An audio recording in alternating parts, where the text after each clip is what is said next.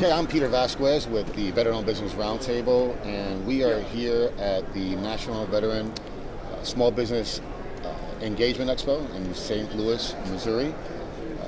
We have some interviews that we're going to be doing today, starting off with Boeing, which our president will announce briefly. Our president, Mr. Roderickman, to actually go escort here to our booth here at the National Veteran Small Business Engagement Expo. If the camera seems to be going off to the left, to the top left, I apologize. It's because we purchased this camera, a Mevo camera, and this is actually our first time using, so we're experimenting, and so far it seems to be pretty good. I'm also here with Warren Underwood, which is the Veteran-Owned Business Roundtable's first vice president. Yes. He's been with us for now, I would say for about a year in that role. Yes. And tell us a little bit about what is it that you do with the organization, and tell us a little bit about your business as well. Well, basically, thank you, Peter. Again, I'm Warren Underwood, first vice president of the Veteran-Owned Business Roundtable. Our focus, or at least my focus primarily, in terms of building the organization, because this is one of the key things that I've seen as a real opportunity, and that's to give back and be able to serve those who've already served. I served in the Army, as Peter did, and in coming back, the military was an opportunity for me to grow as an individual. I was a laboratory technician.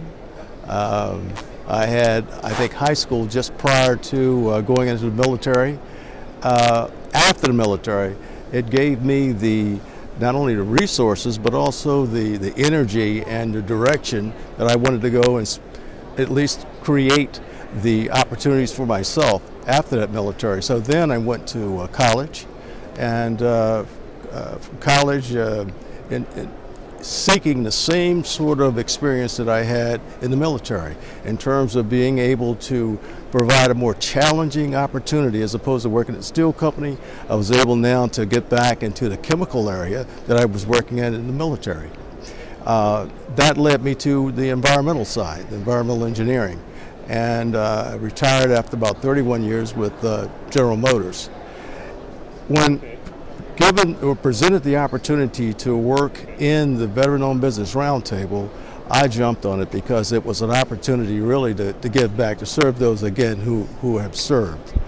I focused primarily my time in the legislative committee because this is an area where I think there was a movie that was just recently released that focused on thank you for your service. That's become basically a platitude, because the reality is that not much more has been given other than thank you for your service.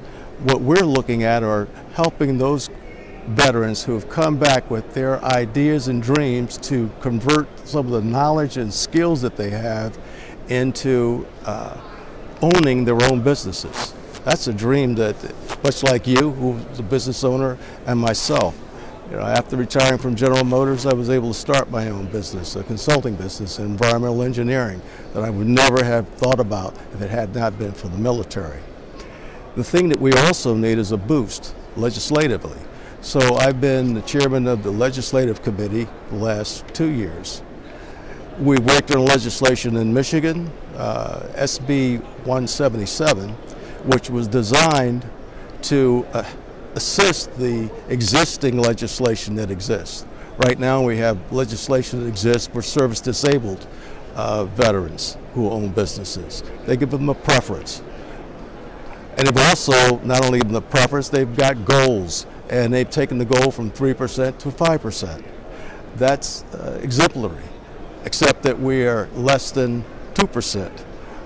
We're not getting anywhere near those goals. So we have legislation that we promoted and supported that would open it up to all of the veterans in the area. I think we have about 650,000 veterans in Michigan, and many of them are business owners.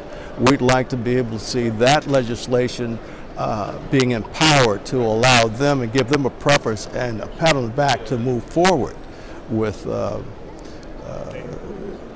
preference that would bring them additional attention and an opportunity to make that transition from the military and build and grow their own businesses in the state of Michigan. And we think that could be model legislation that could be expanded nationally. What difficulties is the various government, state, national, what difficulties are they having in locating veteran-owned businesses? Well, there are various reasons why they've been unable to find some of the veteran-owned businesses. One, those businesses need to be certified. There are a lot of different organizations that provide some certification.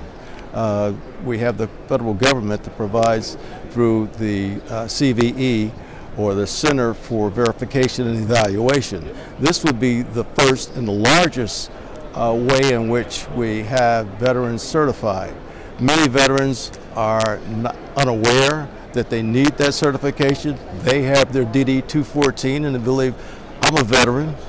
What else do I need other than I'm a veteran? And I can say that in certain areas you can have self-certification. But the reality is that other people who are non-veterans can say they're veterans too. So there has to be some way to certify and verify to an employer or a supplier or a buyer that you are in fact a veteran. Many of the veterans find it extremely difficult in completing all of the forms, to go through all of the processes, and through all of the myriad of obstacles in getting their certification, to know exactly what the next steps are. They know what their trade is. They know that they have a business. But what they need is guidance and someone to mentor them and take them through that minefield so that they can get through their certifications and also to be able to bid on certain contracts. Certain areas they're limited. Every company can't bid to a General Motors or a Chrysler. For example, General Motors and other larger companies, if you're not doing at least $20 million in business, they may not want to talk to you because you're not ready for those large corporations to really provide the kind of service that they're looking for. We can assist and help in letting them know that maybe they should be working as a second tier. And as a second tier supplier, they have a greater opportunity for success. What's the second tier supplier? They are working through a first tier supplier who is above that $20 million level, and maybe they have either a joint venture or a mentor-mentee relationship, but they're working with them together so that they would have a greater opportunity. They'd work through that first tier. We can help them through the Veteran-Owned Business Roundtable to see what those, where they may fit in. Because even in the second tiers, for a large corporation like a General Motors or Chrysler, Ford, I'm just using those because I'm from that area, but they would be looking for a second tier. For some of those suppliers, they're looking to, you have to have revenues of $10 million. $5 to $10 million is what they're looking for. So it may be not secondary, but tertiary. But it's starting at some level in which you can get started. I don't think people care whether or not they're tertiary or whatever. They want to get paid. Bottom line is, how do I make money? And so if you're working through that and giving opportunities, that's what we're looking for, and trying to give them the best opportunity to do that. And again, that's where a lot of the programs of the Veteran Business Roundtable originated from.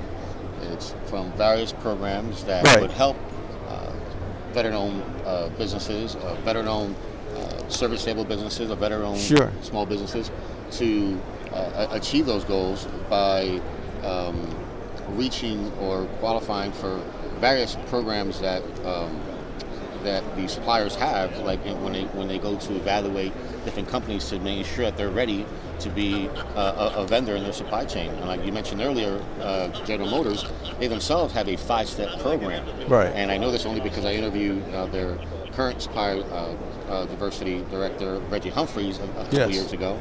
Shout out to Reggie over at General Motors. Right. And they have a 5-step program that I remember when I interviewed it, it's embedded in my head, and similar to other corporations have similar qualifications they need to, and that's where again our organization comes in, the Veteran Business Roundtable, to make sure that that we find the right veteran-owned businesses and make sure that they're ready to do business, right, and two, make sure that they're verified and make sure they meet the qualifications for each of these suppliers that are out there, like the General Motors, Ford, Chrysler, in the automotive, but also in the government side as well, right. Making sure that we provide veterans the right information that they need in order to make those decisions, whether to get verified from either A organization, B organization, but more importantly, it's really important as a veteran myself to get that information in the very, very beginning. Is the one thing with the internet that before it was lack of information. Now we have an abundance of information, almost information overload, where we need that one organization to centralize all that. But not only that, it's good to have someone who's there holding your hand or helping you along the way. Right. And when you fall and have to get back up again, you got other successful veteran-owned business owners that are there to help you along the way. Right, and some of that information you provided for our internet, and so they can go onto that internet and be able to get themselves educated and to move forward on that, because some of it's self-explanatory. It is, right? It is, and that's one of the reasons why we're doing it. We're tapping into technology, like as you can see here, as we try to tap into this technology of live streaming, as you can see, but to be able to get the information directly into our members' ears so they can understand the value that they bring as being a verified veteran-owned business. So, excuse me, because I'm actually controlling that, and I'm actually live, and I have someone calling me. I should have put it on mute, so I apologize. But that's what our organization is there to make sure that we provide that support and through the various programs that we offer. So I'm gonna put it on pause here for a second. So we're still waiting for our guests to arrive, and they're not here yet. So please stay tuned. It's going to be on the same channel. We're just going to pause it for a second. So thank you very much, and we'll just